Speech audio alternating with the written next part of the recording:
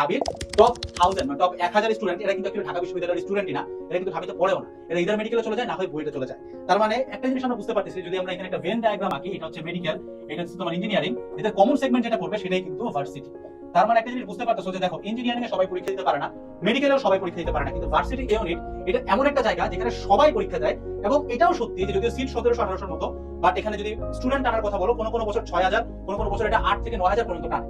তাহলে জিনিসটা কেন ঘটে, চলো আজকে পুরো ভিডিওটা দেখি। প্রথম পয়েন্ট, যদি আমি ঢাবিতে চান্স পেতে চাই বা ভার্সিটি বা জিএসসিতে চান্স পেতে চাই, প্রথম নম্বর পয়েন্ট হচ্ছে ইঞ্জিনিয়ারিং প্রেপ শুধুমাত্র তুমি যদি নিয়ে থাকো তোমার চান্স কোনোদিনও হবে না। হ্যাঁ, এটা সত্যি যে ইঞ্জিনিয়ারিং প্রেপ নেওয়া পোলাপানরা ঢাবিতে চান্স পায়, বাট শুধুমাত্র ইঞ্জিনিয়ারিং প্রেপ নিলে হয় না। কারণ তুমি ইঞ্জিনিয়ারিং প্রেপ নিছো মানে কি ভাই, ইঞ্জিনিয়ারিং প্রেপ মানে তুমি ক্যালকুলেটর ইউজ করো, তোমার ক্যালকুলেটর ছাড়া তুমি ম্যাথই করতে পারো না, তুমি শর্টকাট খুব একটা জানো না, তুমি রিটেনের বেশি ইউজ টু, এরকম কিছু সিগনিফিকেন্ট ব্যাপার স্যাপার কিন্তু তোমার মধ্যে আসবে যখন তুমি ইঞ্জিনিয়ারিং প্রেপ নিচ্ছ। এরকম প্রেপটা জেনারেলি ভার্সিটিতে ভালো করা যায় না, যদিও এটা নেটওয়ার্ক করে নেবে, that should have been network. এটা একটা রিজন ছিল যেটা কারণে আমার ঢাবিতে হয়নি। ঢাবিতে মানে বলতে র্যাঙ্ক টিচার্স